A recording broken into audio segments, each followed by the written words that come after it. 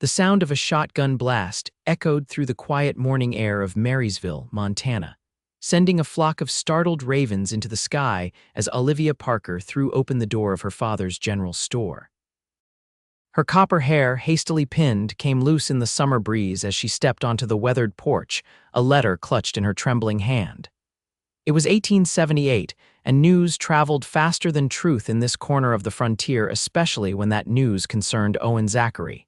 "Did you hear, Mrs. Henderson called from across the street, not bothering to lower her voice. "They say he's back, the Zachary boy, the one who killed those men at Silver Creek." Olivia gripped the edge of the porch railing, crushing the letter in her palm. 3 years. 3 years since Owen had ridden out of Marysville with a price on his head and blood on his hands, or so the stories went. 3 years of whispers, of tales growing taller with each telling, of a good man's name being dragged through the Montana dirt until nothing remained of the Owen she had once known. "He didn't kill anyone," Olivia said, though no one was close enough to hear. The letter had arrived that morning by stagecoach, simple and direct. "Coming home, need to clear my name, OZ." 8 words that had appended her carefully constructed life. Olivia looked down Main Street toward the edge of town where the road disappeared into the ponderosa pines. Would he simply ride in, brazen as daylight? Did he not understand what awaited him here, the rumors, the judgment, the men eager to prove themselves against the notorious Owen Zachary? Olivia. Her father's voice broke through her thoughts. Samuel Parker stood in the doorway, his gray beard neatly trimmed but his eyes heavy with concern. "Come inside, child. No sense in standing out here waiting for trouble." "He's not trouble, Pa," she said quietly. Her father sighed, leaning his weight on his cane. "Maybe not the Owen you knew. But the man coming back, that's a different story altogether." Olivia reluctantly turned away from the road and followed her father inside the store. The familiar smell of leather, coffee beans, and sugar welcomed her, but did little to ease the tightness in her chest. "I suppose the whole town knows by now," her father said, returning to his ledger behind the counter. "Mrs. Henderson is making sure of it," Olivia replied, carefully unfolding the crumpled letter and smoothing it against the wooden countertop. "What will happen when he returns?" Samuel Parker removed his spectacles, polishing them with a handkerchief. "Sheriff Donovan will likely want to question him. Beyond that," he shrugged, "depends on whether anyone believes the rumors." "You don't," Olivia said. "It wasn't a question. I knew Owen since he was knee-high to a grasshopper. That boy couldn't kill a man in cold blood if his life depended on it." He paused.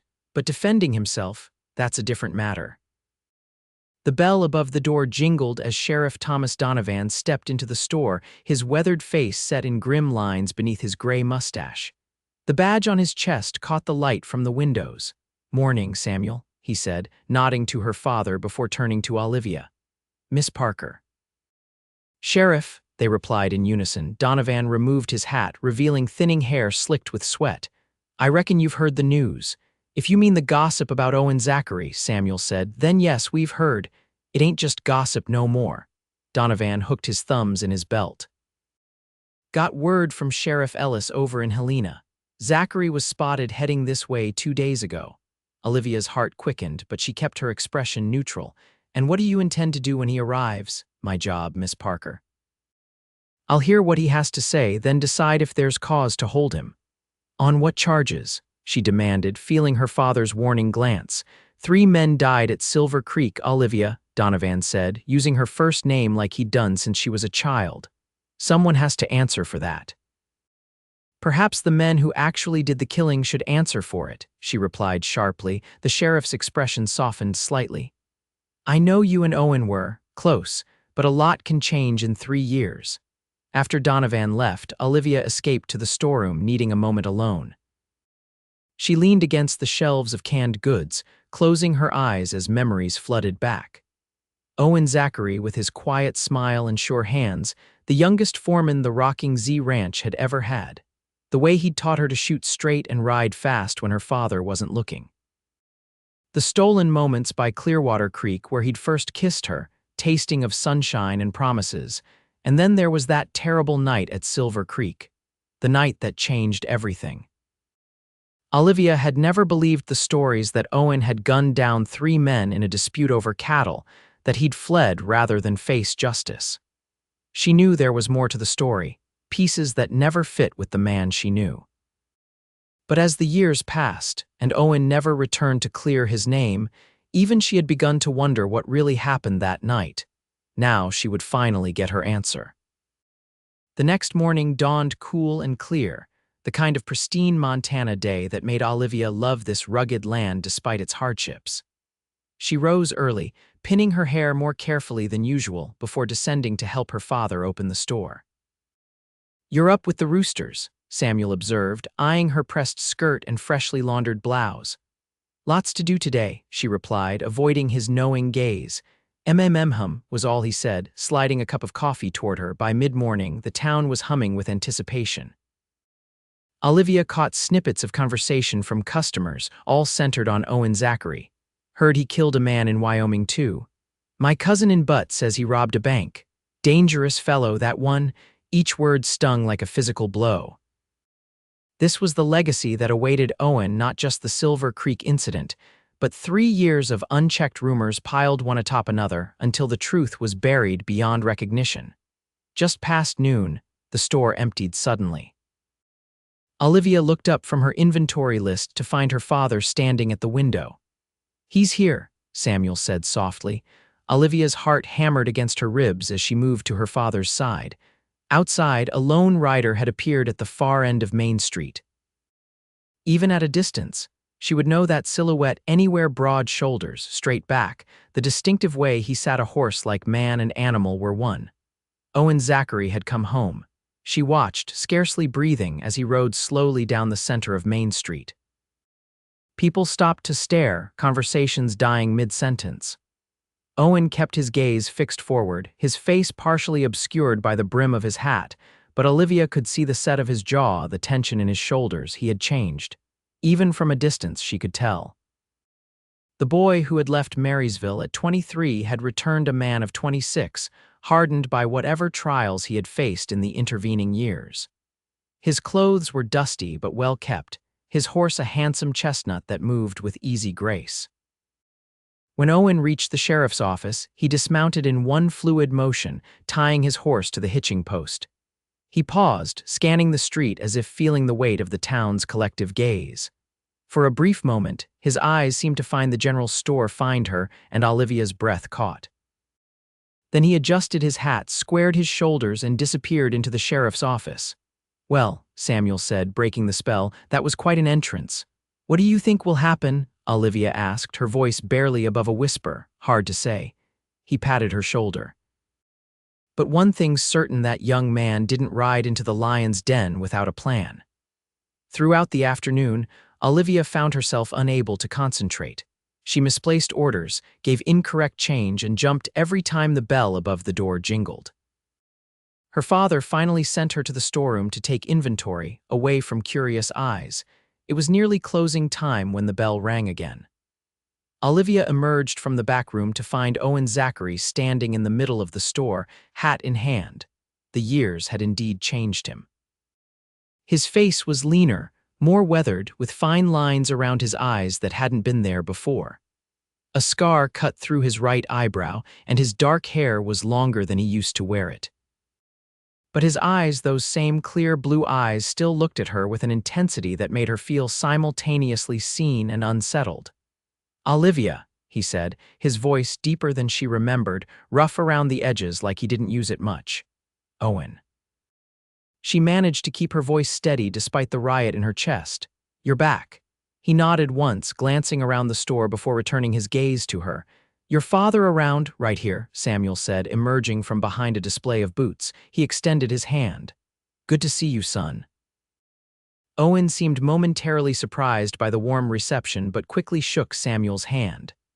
"Mr. Parker, been a while." "Too long," Samuel agreed, "and under difficult circumstances, I understand." Owen's expression tightened. "Yes, sir." "I imagine you two have things to discuss," Samuel said, looking between them. "Olivia, why don't you close up for the day? I'll head on home and start supper." Before either could protest, Samuel had grabbed his hat and coat and slipped out the door, leaving them alone in the silent store. He's still trying to play matchmaker, Owen said, a ghost of a smile touching his lips. Some things never change, Olivia replied, fidgeting with the pencil in her hand, though many things have. Owen placed his hat on the counter, revealing a streak of gray in his dark hair that hadn't been there 3 years ago. I reckon that's true.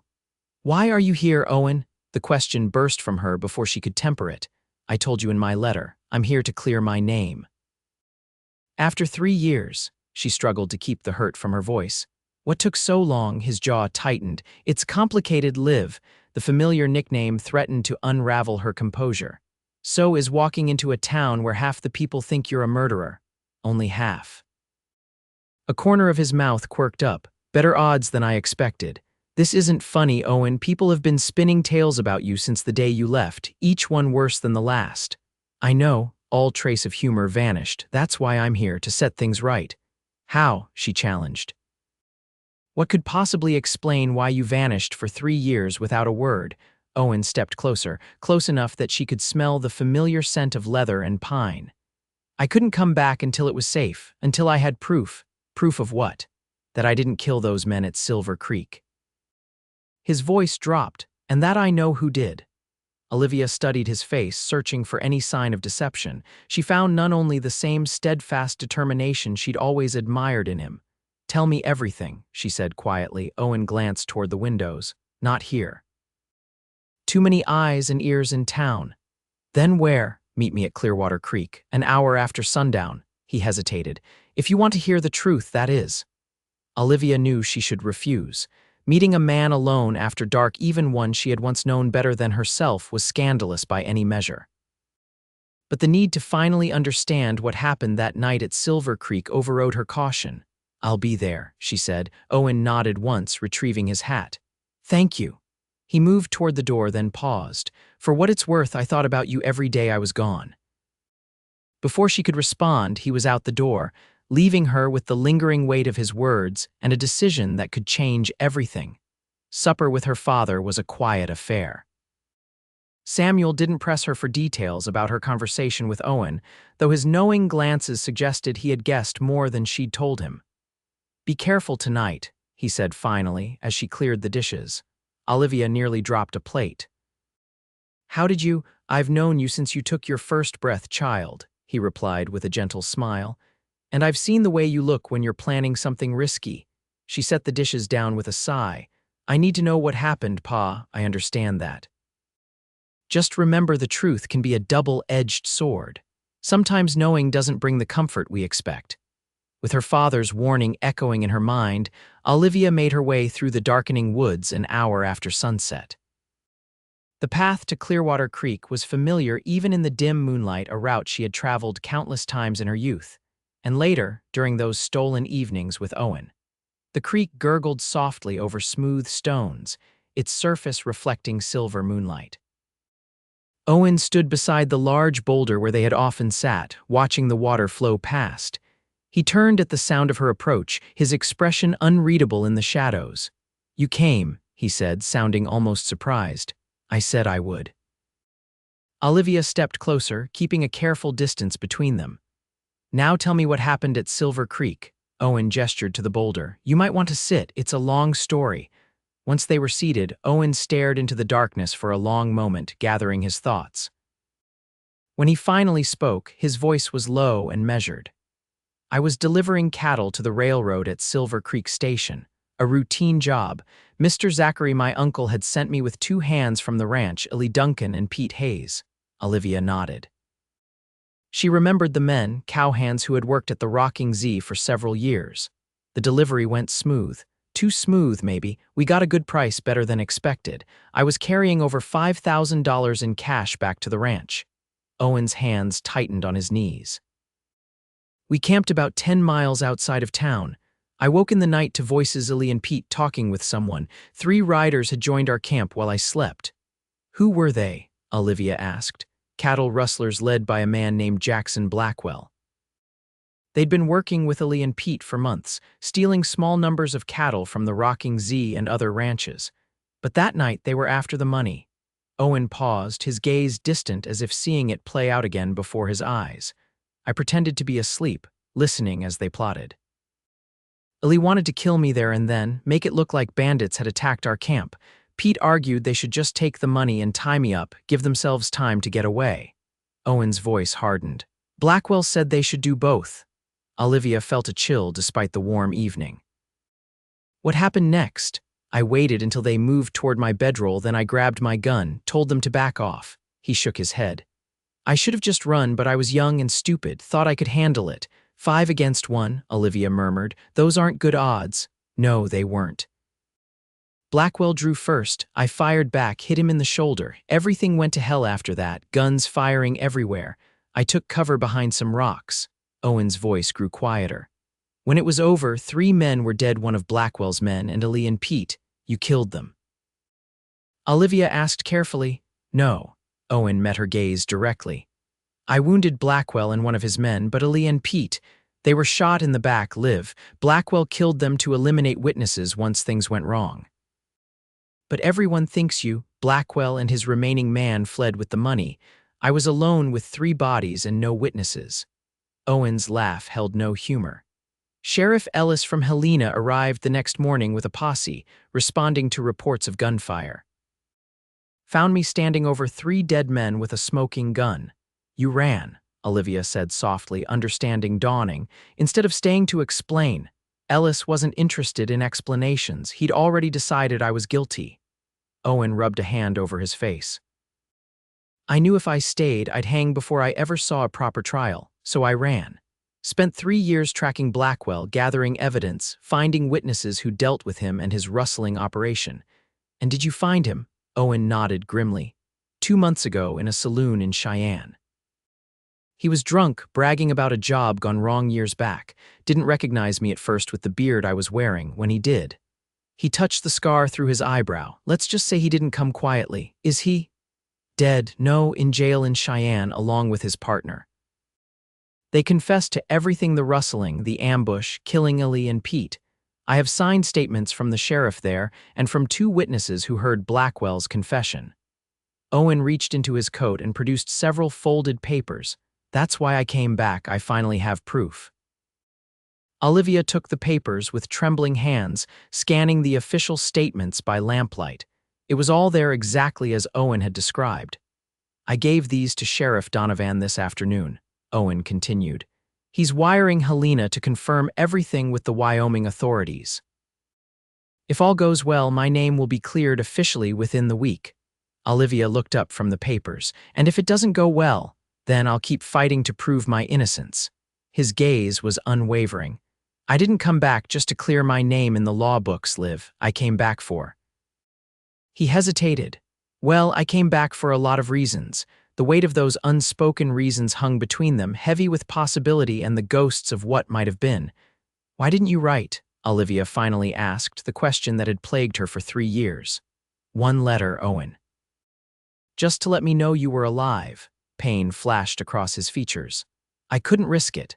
Blackwell had connections. If he'd found out I was communicating with anyone in Marysville, he might have come here looking for information. I couldn't put you in danger. So instead you let me think you might be dead, or worse, that everything they said about you was true. I never thought you'd believe the worst of me, he said quietly. The hurt in his voice made her anger falter.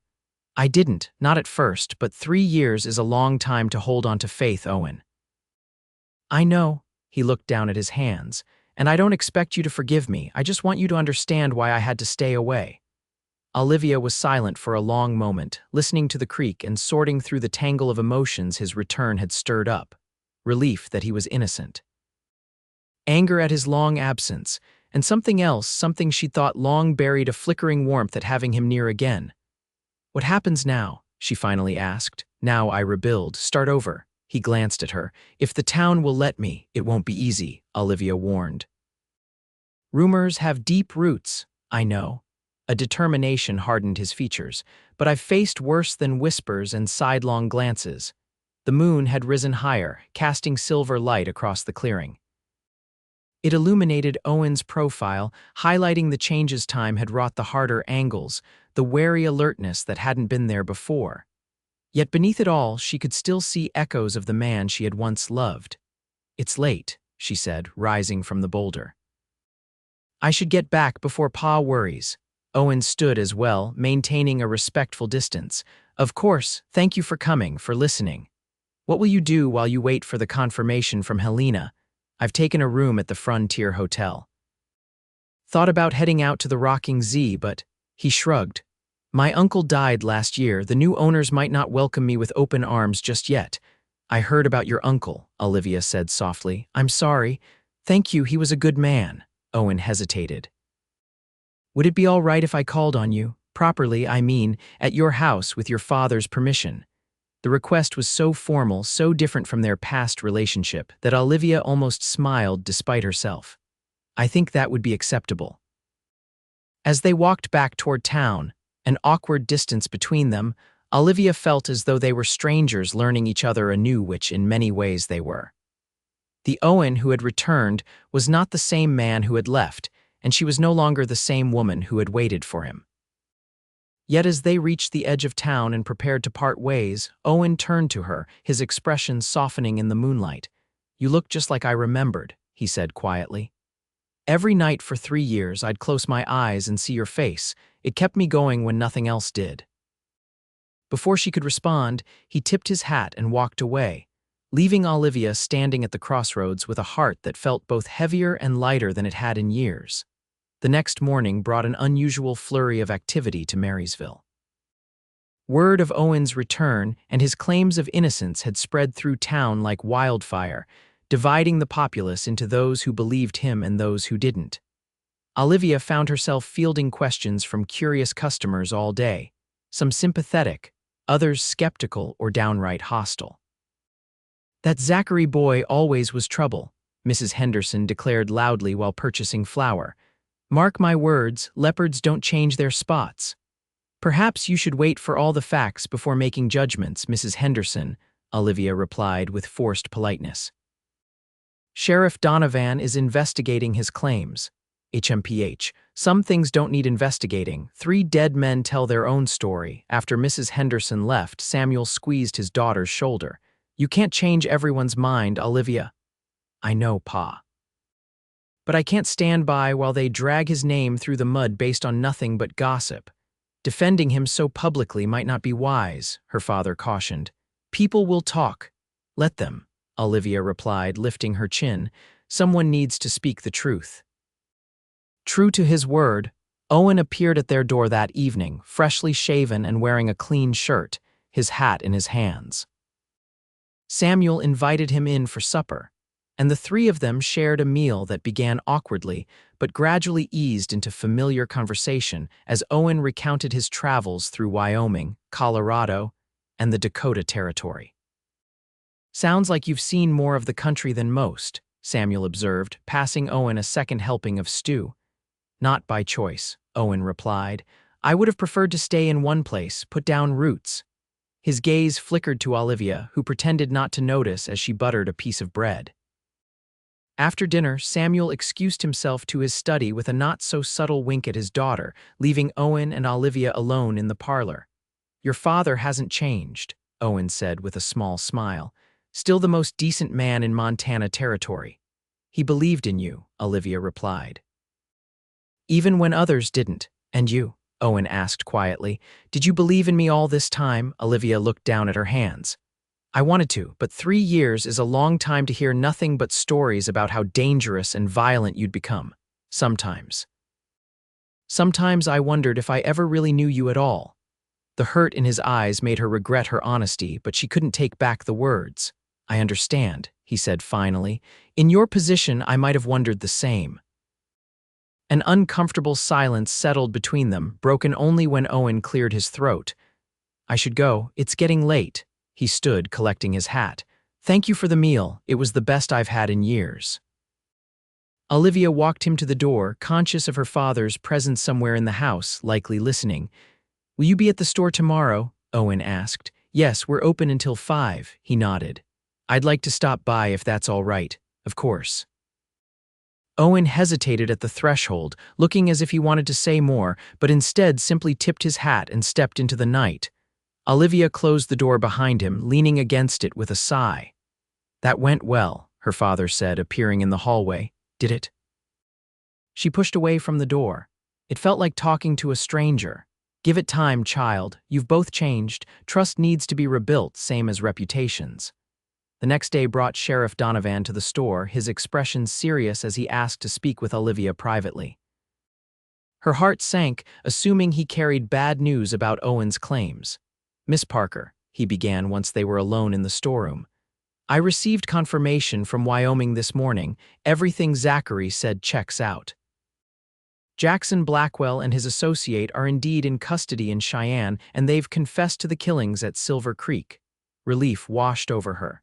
"So Owen is innocent, according to the law, yes." Donovan shifted uncomfortably. "I'll be making a public announcement this afternoon. But I wanted to speak with you first because, well, I know you and Zachary were close before all this." Olivia straightened her spine. "What exactly are you saying, Sheriff? Just that clearing his name legally might be easier than clearing it in people's minds. Folks have believed one story for 3 years. Some won't want to change their thinking." "And you think I can help with that?" Donovan shrugged. "Your family is respected in this town. Your opinion carries weight." After the sheriff left, Olivia mulled over his words. Could she help restore Owen's reputation? And more importantly, should she? Trust, as her father said, had to be rebuilt, and Owen hadn't yet earned back hers completely. When Owen arrived at the store that afternoon, she was still wrestling with these thoughts. He looked different today, more confident, standing taller as he greeted customers who regarded him with mixed expressions of curiosity and wariness. Sheriff Donovan made his announcement, Owen said when he reached the counter where Olivia was arranging a display of pocket watches. "It's official. I'm a free man." "That's wonderful news," she replied, genuinely happy for him despite her reservations. "What will you do now?" "I've been offered my old job back," he said, surprising her. "The rocking Zetik's new owners need an experienced foreman. Apparently running cattle isn't as easy as they thought." "You're staying in Marysville then?" "I am." His gaze held her steadily. "For good this time." Before Olivia could respond, the store door burst open with a bang. Walter Simmons, owner of the saloon and one of the town's most influential citizens, stormed in, his face flushed with anger. "There you are, Zachary," he snarled. "Got a lot of nerve showing your face around here." Owen turned slowly. "Mr. Simmons, is there a problem?" "Problem. You're the problem." Simmons jabbed a finger in Owen's direction. "My boy Thomas was friends with Lee Duncan. Good friends.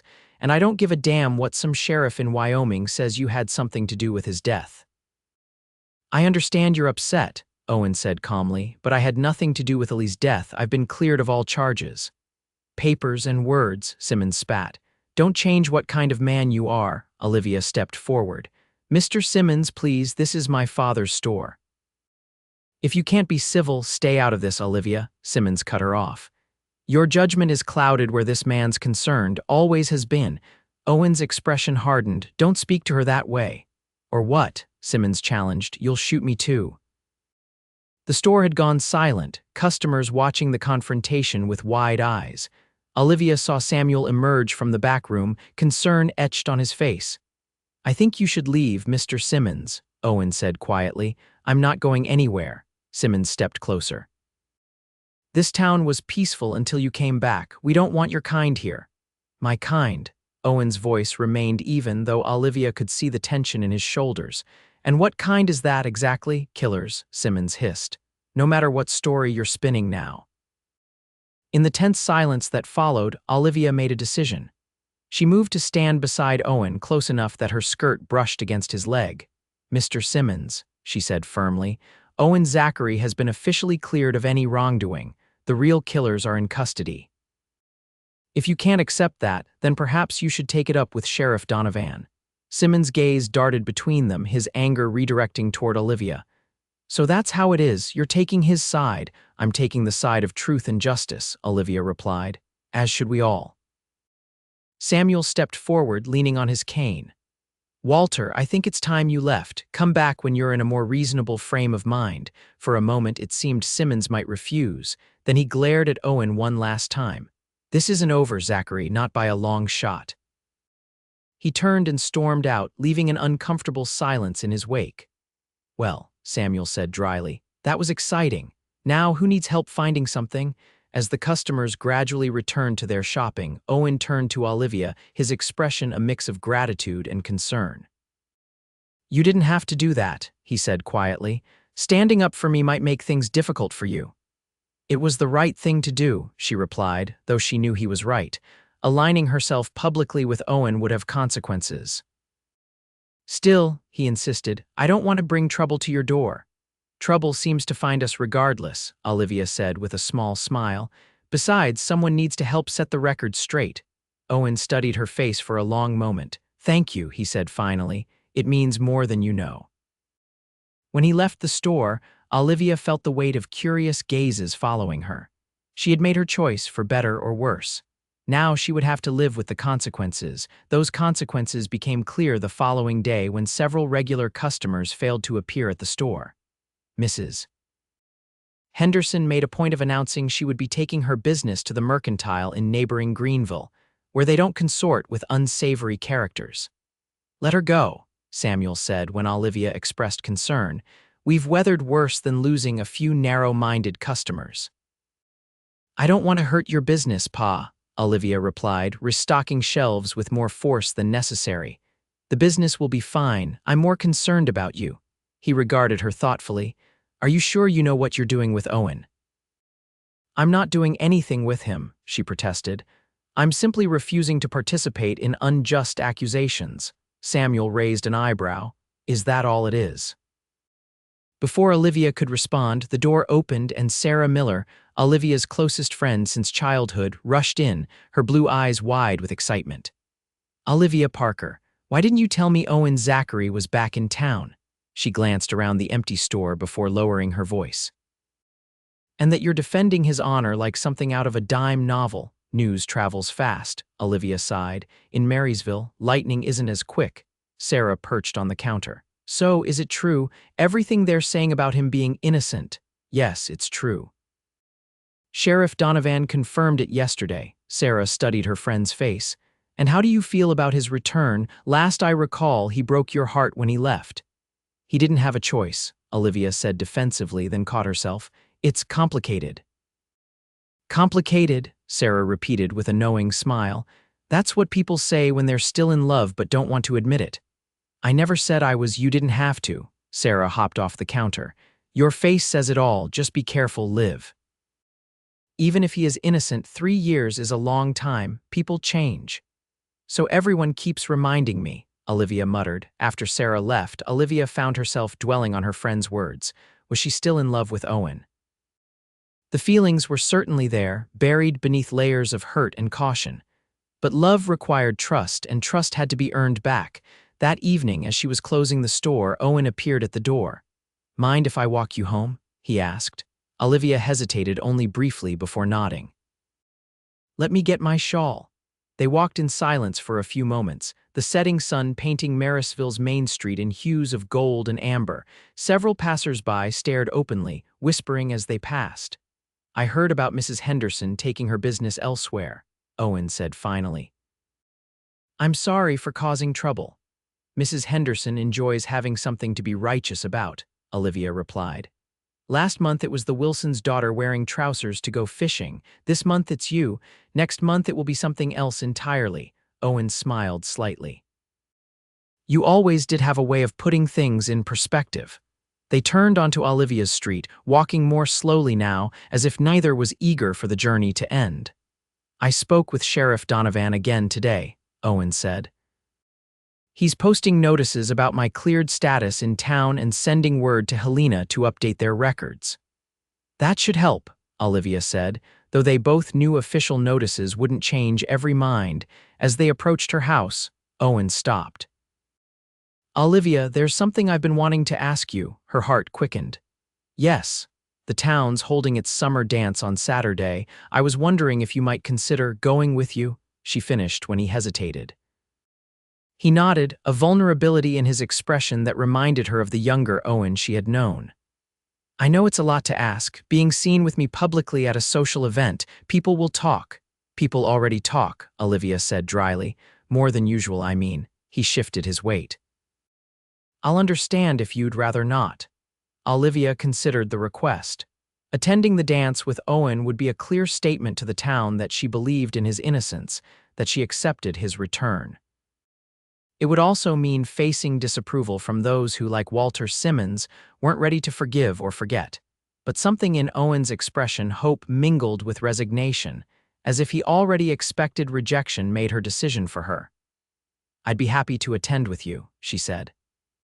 The smile that lit his face was worth whatever gossip might follow. "Really?" he asked, as if he couldn't quite believe it. "Really," she confirmed. "Though I should warn you, my dancing might be a bit rusty." "Mine too," Owen admitted.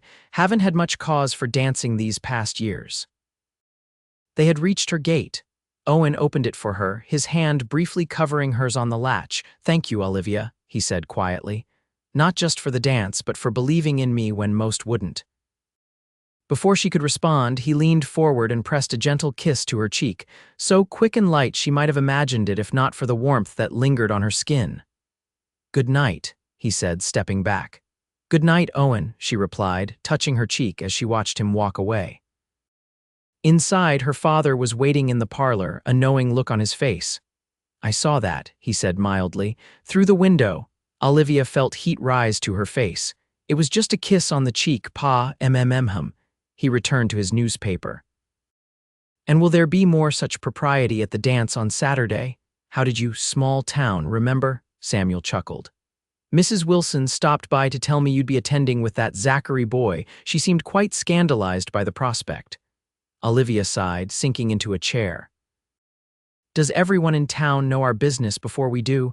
Only the interesting parts." Samuel set his paper aside. "Are you sure about this, Olivia? Going to the dance with Owen will make a statement." "I know," she met her father's gaze steadily, "and it's a statement I'm ready to make." The next few days passed in a whirlwind of preparations for the dance and managing the increasing divide in town regarding Owen's return. Some, like Sheriff Donovan and the Millers, publicly accepted the evidence of his innocence. Others, led by Walter Simmons, maintained their suspicion and hostility. Olivia found herself caught in the middle, defending Owen to skeptics while still nurturing her own cautious reconciliation with him. They spent several evenings together, sometimes at her home with her father present, sometimes walking along safe, public routes through town. Each encounter helped rebuild the connection between them, though neither seemed ready to address the deeper feelings that simmered beneath the surface. By Saturday evening, Olivia's nerves were stretched taut as she prepared for the dance. She chose her best dress, a deep blue gown with lace trim that she had sewn herself, and arranged her copper hair in an elegant twist with a few loose curls framing her face. "You look beautiful," Samuel said when she descended the stairs. "Your mother would be proud." Olivia touched the cameo at her throat, her mother's, worn on special occasions. "Thank you, Pa." A knock at the door announced Owen's arrival. He stood on the porch in a crisp white shirt, dark vest, and his best boots freshly polished. His hair was neatly combed, and he'd trimmed his beard to a clean line along his jaw. In his hand, he held a small bouquet of wildflowers. "These are for you," he said, offering them to Olivia. "I remembered they were your favorite." She accepted them with a smile, touched that he had remembered such a detail after so long. "They're beautiful, thank you." "Not half as beautiful as you," he replied, his gaze traveling over her dress with undisguised appreciation. Samuel cleared his throat pointedly. "You two should get going if you want to be there for the first dance." The town hall was decorated with paper lanterns and summer blooms, the large room already filled with most of Marysville's population when Owen and Olivia arrived. The music from a small band, fiddle, piano, and guitar filled the air with a lively tune, but it was the sudden hush that fell over the crowd when they entered that Olivia noticed most. "Maybe this wasn't such a good idea," Owen murmured, his hand tightening on hers. "Nonsense," Olivia replied, lifting her chin. "We have as much right to be here as anyone." She pulled him forward into the room, meeting the stares with a composed smile. After a tense moment, Sarah Miller broke from the crowd and approached them. "Olivia, Owen, so glad you could make it." She linked her arm through Olivia's free one. "Come on, they're about to start the Virginia Reel." With Sarah's intervention, the awkward moment passed. The music swelled again, and people returned to their conversations, though many continued to cast curious glances in their direction. For the first hour, Olivia and Owen stayed mostly on the periphery, dancing only with each other and engaging in careful conversation with those brave enough to approach them. Sheriff Donovan made a point of greeting them warmly, as did Reverend Adams and his wife, C. Olivia said during a pause between dances, "It's not so bad." Owen smiled, though his eyes remained wary as they swept the room. "I suppose not." "Would you get me some punch?" she asked, hoping to give him a task that might ease his tension. "Of course," he replied, squeezing her hand before making his way to the refreshment table. As soon as Owen was out of earshot, Walter Simmons's wife, Harriet, approached Olivia, her thin face pinched with disapproval. "Bold choice of escort, Miss Parker," she said without preamble. "Good evening to you too, Mrs. Simmons," Olivia replied evenly. "I'm surprised your father allowed it," Harriet continued. "A young woman's reputation is a fragile thing." "My father trusts my judgment," Olivia said, "as do I." "Well," Harriet sniffed, "I suppose someone has to welcome the prodigal son home, though most of us prefer to keep our daughters away from men with such colorful histories." Olivia felt heat rise to her cheeks, but before she could respond, Sarah appeared at her side. "Mrs. Simmons," Sarah said brightly, "I couldn't help but notice your new hat. Is it from back east? It's so distinctive." Harriet's hand flew to the garish arrangement of feathers and ribbons atop her head. "Why, yes, my sister sent it from Boston, the very latest fashion." "How fascinating," Sarah replied with exaggerated interest. "You must tell me all about it, over there, away from this dreadful draft." With a wink at Olivia, Sarah deftly steered Harriet away just as Owen returned with 2 cups of punch. "What was that about?" he asked, handing Olivia a cup. "Nothing important," she assured him. "Just Marysville hospitality at its finest." As the evening progressed, the initial tension gradually eased. More people approached them, some out of genuine friendliness, others from curiosity. Owen handled each encounter with a quiet dignity that impressed Olivia, never rising to provocations and answering questions about his time away with carefully measured responses. When the band struck up a waltz, Owen hesitated, then extended his hand. "May I have this dance, Miss Parker?" "You may, Mr. Zachary," she replied, setting aside her empty cup. He led her to the dance floor, one hand settling at her waist while the other clasped hers gently. They began to move in time with the music, a bit stiffly at first, then with increasing fluidity as they remembered the steps and each other. "You haven't forgotten," Olivia observed. "Some things stay with you," Owen replied, his gaze holding hers, "no matter how much time passes." There was a weight to his words that made her heart flutter. As they circled the floor, the other dancers seemed to fade away until it felt as though they were alone, moving together in a familiar rhythm that transcended the years apart. "I've missed this," Owen said softly, "dancing with you. Being with you." "I've missed it too," Olivia admitted, allowing herself to step a fraction closer. His hand tightened at her waist, and for a moment, Olivia thought he might pull her closer still. Instead, a commotion at the entrance to the hall broke the spell. Thomas Simmons, Walter's son, stumbled into the room, clearly drunk and belligerent. His gaze swept the dance floor until it landed on Owen and Olivia. "There he is," Thomas shouted, pointing an unsteady finger. "The murderer, dancing like he's got no blood on his hands." The music faltered as heads turned toward the disturbance. Owen instinctively stepped in front of Olivia, shielding her. "Thomas," Sheriff Donovan said, moving quickly to intercept the young man. "You're drunk, let's get you home." "No," Thomas shoved past the sheriff. "Not until he admits what he did to Ellie. They were friends and he shot him in the back." "That's not what happened," Owen said calmly. "I didn't kill Ellie. The men responsible are in custody in Wyoming." "Lies," Thomas spat. "All lies." Walter Simmons pushed through the crowd to reach his son. "Thomas, that's enough. We're leaving." "Listen to your father," Sheriff Donovan urged. "This isn't the place." But Thomas was beyond reasoning. In a sudden movement, he lunged forward, fist raised to strike Owen. Owen sidestepped easily, his reflexes honed by years on alert, but he made no move to retaliate. "I don't want to fight you, Thomas," Owen said, his voice level despite the tension evident in his stance. "Coward," Thomas swung again, this time connecting with Owen's jaw. Owen staggered back a step but still didn't raise his hands. The crowd gasped, some moving away from the conflict while others pressed closer to watch. "Owen," Olivia said urgently, reaching for his arm. He shook his head slightly, his gaze never leaving Thomas. "It's all right." Thomas, emboldened by Owen's restraint, moved to attack again. This time, Sheriff Donovan and Walter Simmons managed to restrain him, though he continued to struggle and shout obscenities. "Get him out of here," Donovan ordered Walter. As they dragged Thomas toward the exit, he broke free just long enough to spit in Owen's direction. "This town was better off when you were gone. We all know what you really are." The door slammed behind them, leaving an uncomfortable silence in the hall. Olivia stepped to Owen's side, taking his arm. "Are you all right?" she asked, reaching up to touch his reddening jaw. "I'm fine," he assured her, though the tension in his body told a different story. "It's not the first punch I've taken." Reverend Adams approached them, his kind face creased with concern. "Mr. Zachary, Miss Parker, on behalf of the town, I apologize for that disgraceful display." "Thank you, Reverend," Owen replied, "but I think we should go." The crowd parted as Owen and Olivia made their way to the door, their expressions ranging from sympathy to lingering suspicion. Outside, the night air was cool against Olivia's flushed skin. "I'm sorry," she said once they were alone on the street. I hoped it would be different." "Don't apologize," Owen said firmly. "None of this is your fault."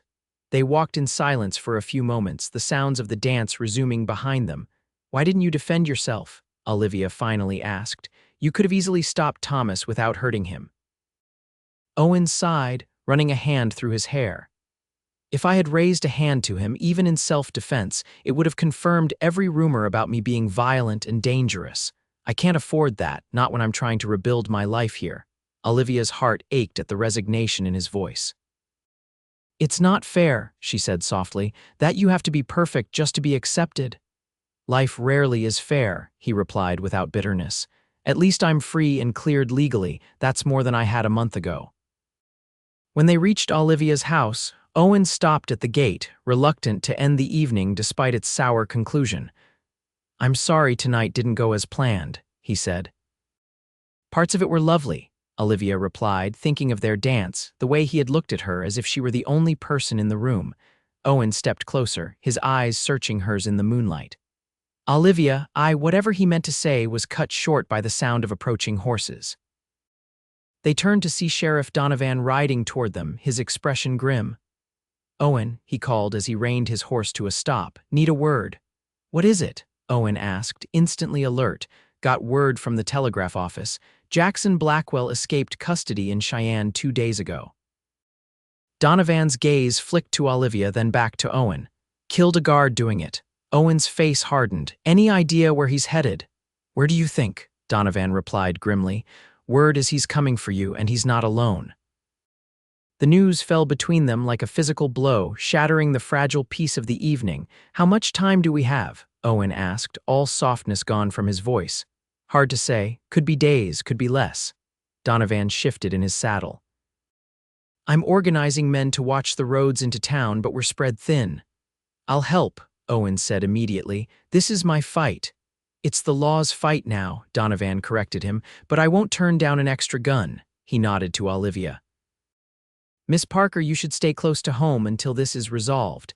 After the sheriff rode off, Owen turned to Olivia, his expression torn between concern and determination. "I should go," he said. "I need to get my rifle, join the sheriff." Olivia caught his arm. "Be careful," she said, her voice barely above a whisper. "Please." Owen hesitated, then cupped her face in his hands. "I will," he promised. "This will end soon, one way or another."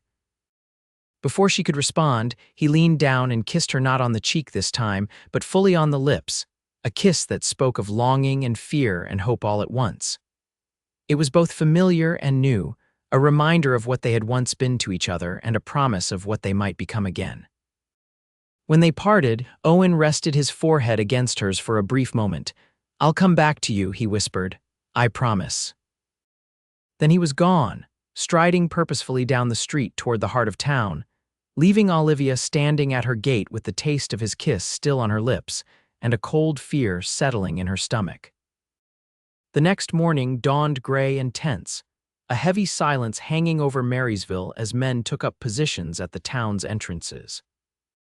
Samuel insisted the store remain closed, unwilling to risk Olivia's safety, so she found herself pacing the house, watching the street through windows for any sign of trouble.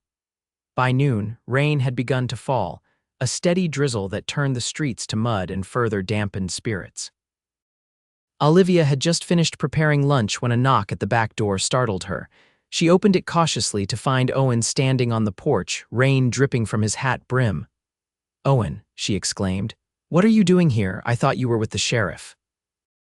"I was," he replied, stepping inside when she moved aside.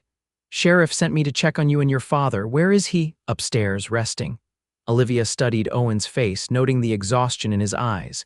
"You look tired. Have you slept at all?" "Not much," he admitted.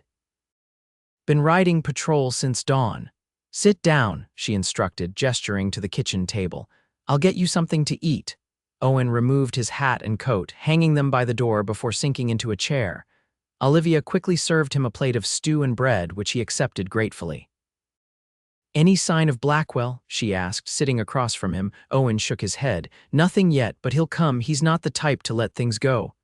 "What will you do when he does?" Owen's expression hardened.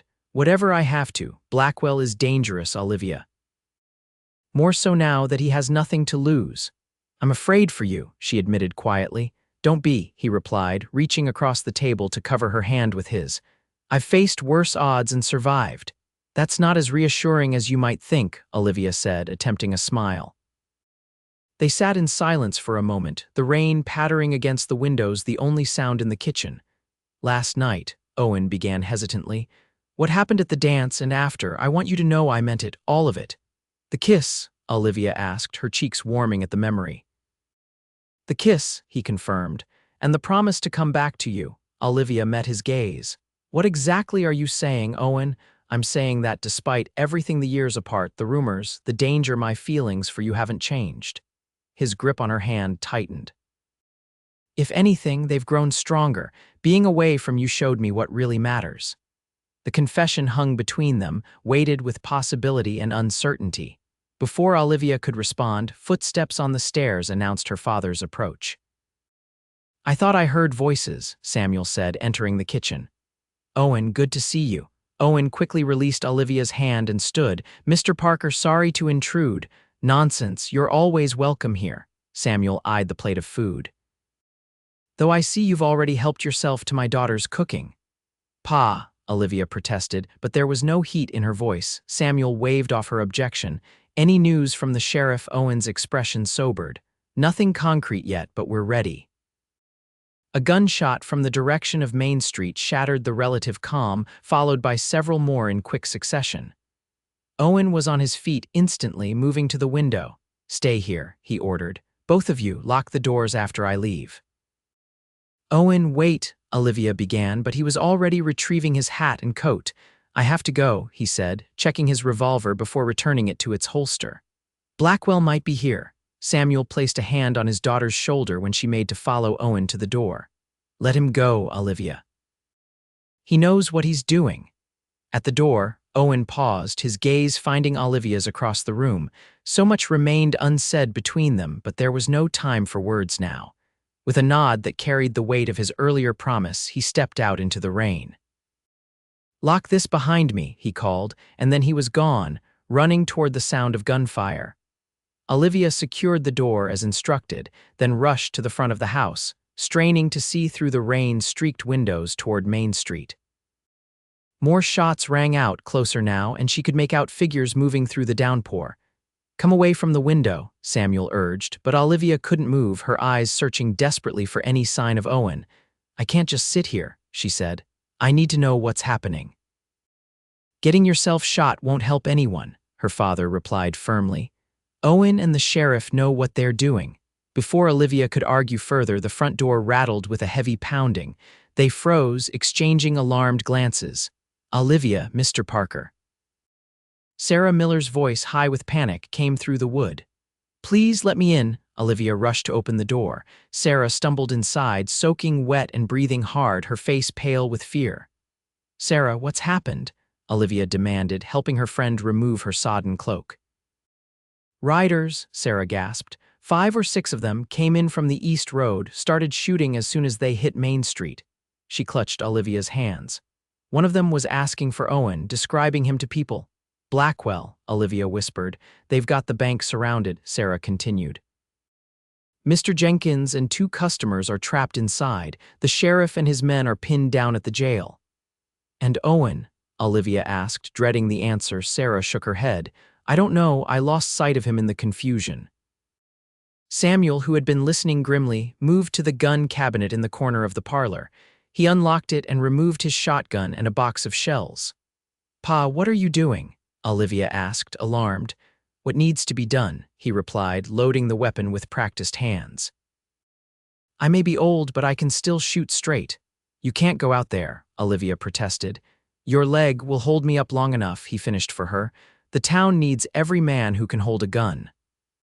As Samuel prepared to leave, a new sound cut through the rain and gunfire, the thunder of hooves approaching rapidly from the direction of their street. The 3 of them froze, listening as the rider drew nearer, then pulled up sharply in front of the house. Stay back, Samuel ordered, raising the shotgun as footsteps pounded up the porch steps. The door burst open, revealing Owen, rain-drenched and breathing hard, a cut bleeding freely above his right eye. Owen, Olivia cried, relief flooding through her. No time, he said urgently. Blackwell and his men are here. They're holding the bank, but that's just a distraction. 2 of them broke off. They're coming here. Here, Samuel repeated. Why, for her, Owen said, his gaze locking with Olivia's. Blackwell figured out you're important to me. He wants to use you to draw me out. Olivia felt the blood drain from her face. How doesn't matter, we need to get you somewhere safe. Owen glanced at Sarah. Is there a back way out of town, somewhere they wouldn't think to look? The old mining cabin, Sarah suggested immediately. Up Clearwater Canyon, no one's used it in years. Owen nodded. Perfect, Mr. Parker, can you ride? Not well with this leg, Samuel admitted reluctantly. Then you and Sarah stay here, lock up after we're gone. If Blackwell's men come looking, tell them Olivia left town yesterday to visit relatives in Helena. Owen turned to Olivia. Pack what you need, quickly, we leave in 5 minutes. The urgency in his voice spurred Olivia into action. She raced upstairs, throwing essentials into a small bag, a change of clothes, her mother's cameo, the photograph of her parents she kept by her bed. Her hands shook as she changed into her riding clothes, replacing her house dress with sturdy pants she used for ranch work and a warm jacket. When she returned downstairs, Owen was at the window watching the street intently. Her father stood beside him, shotgun ready. 2 riders, Owen reported. Coming this way, we need to go, now. Olivia embraced her father fiercely. Be careful, Pa. You too, child, he replied, his voice rough with emotion. Listen to Owen, he'll keep you safe. Sarah hugged her next. The cabin has supplies, she whispered. Blankets, some canned food. My father checks on it every few months. Owen led Olivia to the back door, his hand firm on her arm. Outside, 2 horses waited, his chestnut and a gray mare she recognized from the livery stable. Stay close, he instructed as he helped her mount. And if I tell you to run, you run, no questions. They set off through the back gardens, keeping to narrow alleyways and staying off the main streets. The rain provided cover, muffling the sound of their horses' hooves and limiting visibility. As they reached the edge of town, shouts erupted behind them, followed by a gunshot. They've spotted us, Owen said grimly. Hold on tight, he spurred his horse forward and Olivia followed suit. They galloped toward the tree line, the shelter of the forest, their only hope for evading pursuit. Behind them, the shouts grew fainter, but Olivia knew it wouldn't take long for Blackwell's men to mount up and give chase. The trail to Clearwater Canyon was steep and treacherous, especially in the rain, but Owen navigated it with confidence. Olivia stayed close behind, grateful for the years she'd spent riding the Montana wilderness. They climbed higher, leaving the main trail for a narrower path that wound through dense pines. Almost there, Owen called over his shoulder after what felt like hours. Just beyond that ridge. The cabin appeared as they crested the hill, a small, sturdy structure built of logs, partially hidden by the surrounding forest. Owen dismounted quickly, tying both horses beneath a sheltered overhang before helping Olivia down. "Inside," he urged, drawing his revolver as he scanned the forest behind them. The cabin was dusty but sound, a single room with a stone fireplace, a rough-hewn table with 2 chairs, and a narrow bed in the corner. As Sarah had promised, supplies were stacked neatly along one wall: canned goods, blankets, lanterns, and a small store of firewood. Owen secured the door and moved to the cabin's single window, peering out into the gathering dusk. "No sign of pursuit yet," he said. "But they'll figure out which way we went eventually." Olivia set her bag on the table, fighting to keep her hands from trembling. The reality of their situation was sinking, and she was isolated in the wilderness with a man she hadn't seen in 3 years until a week ago, being hunted by killers. "What now?" she asked, trying to keep her voice steady. "We wait," Owen replied, still watching the trail. "Sheriff Donovan knows where we were headed. Once they deal with the men in town, they'll send help. And if Blackwell finds us first—" Owen turned to face her, his expression resolute. "He won't take you. I promise you that." The certainty in his voice both reassured and frightened her. This was a side of Owen she hadn't fully seen before: the man who had survived 3 years on the run, who had tracked killers across 3 territories, who was prepared to do whatever necessary to protect those he cared about. "You're bleeding," she observed, noticing the cut above his eye was still seeping. Owen touched it absently. "It's nothing." "Let me look at it," Olivia insisted, needing something practical to focus on. "Sarah said there are supplies here." After a brief hesitation, Owen nodded, allowing her to guide him to one of the chairs. Olivia found a clean cloth and a canteen of water among the supplies and set about gently cleaning the wound. "What happened?" she asked as she worked. "Caught the edge of a bullet," he admitted. "Ricocheted off the jail wall when we were exchanging fire with Blackwell's men." Olivia's hands stilled. "You could have been killed." "But I wasn't," he replied, capturing her hand in his. "It would take more than Blackwell to keep me from coming back to you." The intensity in his gaze made her breath catch. They were close, too close, his face tilted up to hers as she stood beside his chair. For a moment, the danger outside seemed to recede, leaving only the 2 of them in this small, secluded space. "Owen," she began, not quite sure what she meant to say. The sound of distant hoofbeats shattered the moment. Owen was on his feet instantly, pushing Olivia behind him as he moved to the window. "Riders," he said tersely. "2 of them coming up the trail. Blackwell, can't tell yet. But we need to assume it's his men." Owen checked his revolver, then reached into his boot and withdrew a smaller pistol. "Take this," he said, offering it to Olivia. She accepted the weapon without hesitation. Growing up in Montana territory, she'd learned to shoot as soon as she could hold a gun. "I need you to hide," Owen continued. "Behind the bed, against the wall. If anything happens to me, wait until they're inside, then shoot for center mass. Don't hesitate." "I'm not hiding while you face them alone," Olivia protested. "Olivia, please," Owen said, his voice urgent. "I can't focus on protecting you if you're in the line of fire." Before she could argue further, the riders drew closer, their approach audible even through the rain. Owen extinguished the lamp, plunging the cabin into near darkness. "Please," he repeated. "For me." Reluctantly, Olivia moved to the position he'd indicated, crouching behind the bed with the pistol clutched in both hands. Owen took up position beside the door, his revolver ready. The riders stopped outside the cabin. Through the window, Olivia could make out their silhouettes as they dismounted. "Zachary," a voice called. "I know you're in there. Come out and face me like a man." Owen remained silent, his body tense and ready. "I've got business with you, Zachary," the voice continued. 3 years of business. You cost me a lot: my freedom, my men, my reputation. Time to settle accounts." "That's Blackwell," Owen whispered to Olivia. "Stay down." "I'm going to count to 3, Blackwell shouted. "Then we're coming in shooting." 1, Blackwell, Owen called back. "This is between you and me. Let the woman go and I'll come out." A harsh laugh answered him. "Not a chance."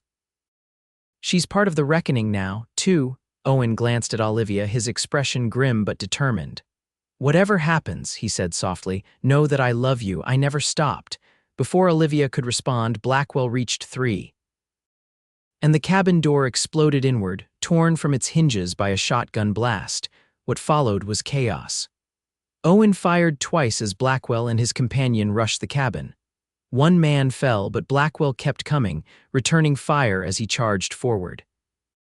Owen dove to the side, narrowly avoiding the bullets that splintered the wall behind him. "Zachary," Blackwell roared, stalking into the cabin with his pistol raised. "Show yourself." Olivia remained hidden, her heart pounding so loudly she was certain Blackwell must hear it. She could see only portions of the cabin from her position, but she heard Owen moving, drawing Blackwell's attention away from her hiding place. "It's over, Blackwell," Owen said, his voice coming from the far side of the room. "Your men in town are either dead or in custody by now." "Don't matter," Blackwell replied. "Long as I get to put a bullet in you before they hang me." Another exchange of gunfire, so close it left Olivia's ears ringing. She heard a grunt of pain but couldn't tell who had been hit. Then silence, broken only by labored breathing. "Where's the girl, Zachary?" Blackwell demanded. "Bring her out or I start shooting in every corner of this cabin." Olivia tightened her grip on the pistol. She would not be used against Owen, would not be the reason he got hurt or worse. Making her decision, she rose from behind the bed, weapon raised. "I'm right here," she said clearly. Both men turned toward her voice. In the dim light filtering through the window, she could see Blackwell, a broad-shouldered man with a scar across his cheek and hate in his eyes. He smiled when he saw her, revealing tobacco-stained teeth. "Well, ain't you a pretty one," he said. "I can see why Zachary's so protective." "Let her go, Blackwell," Owen said, drawing the man's attention back to him. Olivia could see now that Owen was wounded, blood darkening the sleeve of his left arm. "I don't think so," Blackwell replied. "In fact, I think I'll take her with me when I leave, insurance-like." "That's not going to happen," Owen said, his voice deadly calm. Blackwell laughed. "You ain't exactly in a position to stop me, boy." What happened next occurred so quickly that Olivia would later struggle to recall the sequence of events. Blackwell turned his gun toward her. Owen lunged forward with a shout. Olivia raised her pistol and fired, the report deafening in the small cabin. Blackwell staggered, a look of surprise crossing his face as he looked down at the spreading red stain on his chest. His gun went off as he fell, the bullet going wild. Then he collapsed to the floor and lay still. Owen was at Olivia's side in an instant, taking the pistol gently from her trembling hands. "Are you hurt?" he asked urgently, checking her for injuries. She shook her head, unable to speak as the reality of what she'd done sank in. She had killed a man, taken a life. "Olivia, look at me," Owen said, his hands framing her face. "You saved my life, you had no choice." "Is he?" she managed to ask. Owen glanced at Blackwell's motionless form. "Yes, he's gone." A wave of dizziness washed over her, and Owen guided her to the bed, helping her sit. "Breathe," he instructed gently. "Just breathe." Outside, the sound of approaching riders reached them, many riders moving fast up the trail. "That'll be the sheriff," Owen said, relief evident in his voice. "It's over, Olivia, we're safe." She nodded mutely, still processing the night's events. Owen crouched before her, his injured arm forgotten as he focused entirely on her well-being. "I'm sorry," he said softly. "Sorry you had to do that. Sorry I brought this danger to your door." "You didn't bring it," Olivia replied, finding her voice at last. "Blackwell did. And I would do it again to protect you." Owen's eyes softened. "What I said before about loving you, I meant it, Olivia. Every word." Despite everything, the violence, the fear, the uncertainty, Olivia felt a warmth bloom in her chest. "I know," she said. "I think I've always known." She leaned forward, closing the distance between them, and pressed her lips to his in a gentle kiss. It was different from their previous kiss, not desperate or urgent, but a quiet affirmation, a promise of what could be now that the danger had passed. "I love you too," she whispered against his lips. "I never stopped either." The arrival of Sheriff Donovan and his posse interrupted any further conversation, but the connection between them remained, a tangible thing that sustained them through the long night of explanations, medical attention for Owen's wound, and the grim task of removing Blackwell's body from the cabin. By dawn, the story was clear. Blackwell and his men had come to Marysville seeking revenge, using the bank as a distraction while Blackwell hunted for Owen. Most of the gang had been captured or killed in town, with only Blackwell and one man escaping to pursue Owen and Olivia to the cabin. You did what you had to, Sheriff Donovan assured Olivia as they prepared to return to town. No one will fault you for it. The ride back to Marysville was slow, Owen's injured arm making it difficult for him to manage his horse at speed. Olivia stayed close beside him, watching for signs of weakness, though he stubbornly refused to show any. The town came into view mid-morning, looking remarkably normal despite the violence that had erupted the previous day. People were out on the streets, going about their business, pausing only to stare as the procession entered town with Blackwell's body draped over a packhorse. Samuel was waiting on the porch of their house, relief washing over his face as he spotted Olivia and Owen.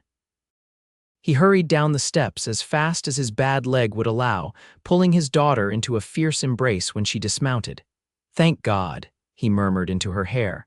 "When we heard the shooting up in the canyon, I feared the worst." "We're all right, Pa," Olivia assured him, though she knew the night's events would stay with her for a long time to come. Samuel turned to Owen, noting his bandaged arm.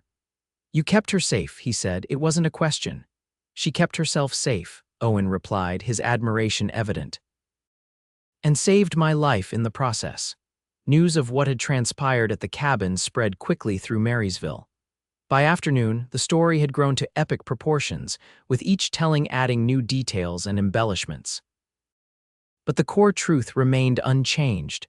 Owen Zachary had risked his life to protect Olivia Parker, and she had stood by him when it mattered most. The town's perception began to shift. Those who had been quickest to condemn Owen now found themselves reconsidering in light of his actions. Walter Simmons, chastened by his son's drunken behavior and impressed by Owen's restraint, publicly apologized for his hostility. Others followed suit, old suspicions giving way to a tentative acceptance. Over the following weeks, Owen's reputation underwent a remarkable transformation. The story of Silver Creek was retold, this time with the truth at its center. His 3-year quest to clear his name was viewed not as the flight of a guilty man, but as the determined pursuit of justice. Even Mrs. Henderson was heard remarking that she had always thought there was something not quite right about those accusations. For Owen and Olivia, the danger had forged something precious between them, a bond strengthened by shared peril and mutual trust. They began courting officially, with Samuel's blessing, their relationship conducted properly in the open rather than in stolen moments as it had been before Owen's departure. "It's strange," Olivia said one evening as they sat on the porch of her father's house, watching the sunset paint the mountains gold. "A month ago, people crossed the street to avoid you. Now they can't wait to invite you to dinner." Owen smiled, his arm around her shoulders. The wound from Blackwell's bullet had healed well, leaving only a faint scar to match the many others he'd acquired during his years away. "People are fickle," he said, "but I don't care what they think as long as you believe in me." "I do," she replied simply. "I always have, even when I wanted not to." The summer faded into autumn, the aspens turning to gold as Marysville settled into a new normal. Owen resumed his position as foreman at the Rocking Z, working with the new owners to improve the ranch's fortunes. Olivia continued helping her father at the store, though they both knew changes were on the horizon. On a crisp October evening, Owen took Olivia riding to Clearwater Creek, not to the cabin, which held too many difficult memories, but to their old spot by the large boulder. The creek gurgled peacefully over stones burnished by the setting sun, a far cry from the turbulent night they had spent in the canyon. "I've been thinking," Owen said as they sat side by side, watching the water flow past. "A dangerous pastime," Olivia teased, nudging his shoulder with hers. He smiled, but his expression remained serious. "About the future, our future," Olivia's heart quickened. "What about it?" Owen turned to face her fully, taking both her hands in his. "When I left Marysville 3 years ago, I didn't know if I'd ever come back. I didn't know if I'd ever see you again, but every day I was gone, every town I passed through, every lead I followed, it was all to get back to you." "Owen," Olivia began, her throat tight with emotion. "Let me finish," he said gently. "When I finally returned, I didn't expect forgiveness. I certainly didn't expect love, but you gave me both, Olivia. You stood by me when no one else would. You helped rebuild what Blackwell and the rumors tried to destroy." He released one of her hands to reach into his pocket, withdrawing a small ring, a simple band of gold with a modest diamond that caught the last rays of sunlight. "I can't promise it will be easy," Owen continued, his voice steady despite the vulnerability in his eyes. "But I can promise to love you, to honor you, and to spend every day trying to be worthy of the faith you've placed in me." Olivia's vision blurred with tears as Owen held up the ring. "Olivia Parker, will you marry me?" The question hung between them, weighted with all they had endured and all they hoped for. In that moment, the years of separation, the dangers they had faced, the slow rebuilding of trust, all of it seemed not a prelude, but a necessary journey that had led them to this precise point in time. "Yes," she said, her voice strong and clear despite her tears. "Yes, Owen Zachary, I will marry you." Owen's smile was like the sunrise breaking over the mountains as he slipped the ring onto her finger. Then he gathered her into his arms, his kiss a promise of all the days to come. They were married in the Marysville church on the first day of spring, 1879. The entire town turned out for the ceremony, the same people who had once whispered against Owen now celebrating his union with one of Marysville's beloved daughters. Even Walter Simmons attended, his son Thomas standing soberly beside him, both men having made their peace with the past. Samuel Parker walked his daughter down the aisle, his limp more pronounced but his face alight with joy. Owen waited at the altar, looking more nervous than he had, facing down Blackwell, a detail that made Olivia smile as she approached. "You look beautiful," he whispered when she reached his side, his eyes taking in the simple white gown she had made herself, adorned with her mother's lace. "You look rather handsome yourself," she replied, admiring the new suit he wore for the occasion. Reverend Adams smiled at their exchange before beginning the ceremony that would bind them together officially in the eyes of God and the community. As they exchanged vows, Olivia thought of the journey that had brought them to this moment, the young love interrupted by violence and misunderstanding, the years of separation and doubt, the danger that had ultimately reunited them, and the slow, steady rebuilding of trust that had followed. Each step, even the painful ones, had been necessary to create the foundation on which they now stood. "I now pronounce you husband and wife," Reverend Adams declared, beaming at the couple before him. "You may kiss your bride." Owen needed no further encouragement. Cupping Olivia's face in his hands, he kissed her with a tenderness that belied the strength she knew. He possessed the same strength that had sustained him through 3 years of searching for justice, that had protected her when danger threatened, that would support their shared life in the years to come. The celebration that followed lasted well into the night, the people of Marysville setting aside old grievances to toast the happiness of the newlyweds. Owen and Olivia danced beneath paper lanterns strung across the town square, moving together with the easy grace of two people perfectly attuned to each other's rhythms. "Happy?" Owen asked during a quiet moment, his arms around her waist as they swayed to the gentle music of fiddle and guitar. "Completely," Olivia replied, resting her head against his chest. "And you, more than I ever thought possible," he said, pressing a kiss to the top of her head. "You gave me back my life, Olivia, my name, my place in this town, my hope for the future, one kiss, one act of faith at a time." "We rebuilt it together," she corrected gently, "and we'll keep building every day." The years that followed proved the truth of her words.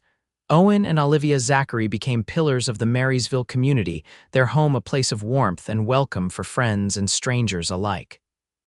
When Samuel Parker's health began to fail, they took over the general store, expanding it to serve the growing town while Owen continued to advise at the Rocking Z. Their family grew with the birth of their son, Samuel Owen, in the winter of 1880, followed by twin daughters, Rebecca and Rose, in the summer of 1882. Each child was welcomed not only by their proud parents and grandfather, but by the entire town, which had come to regard the Zachary family as living proof that rumors could be overcome, that reputations could be rebuilt, that love could survive even the harshest trials.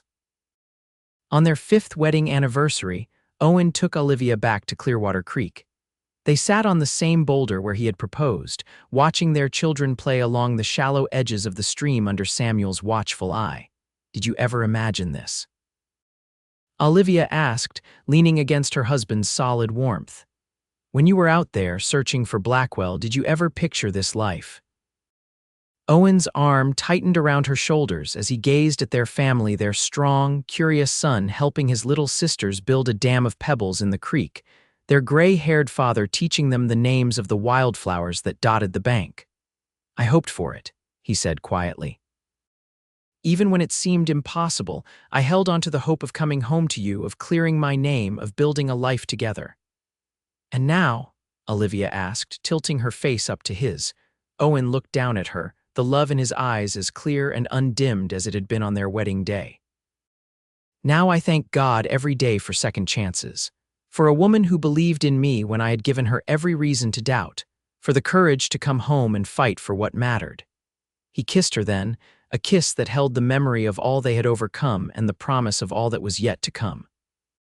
Around them, the Montana wilderness stretched vast and beautiful, the same land that had witnessed their separation and reunion, their trials and triumphs, the gradual reconstruction of a life once thought lost. And in Marysville, where whispers had once destroyed a good man's name, a new story was told, not of violence and flight, but of perseverance and redemption, of a love strong enough to withstand the test of time and rumor, of a reputation rebuilt, one truth, one day, one kiss at a time.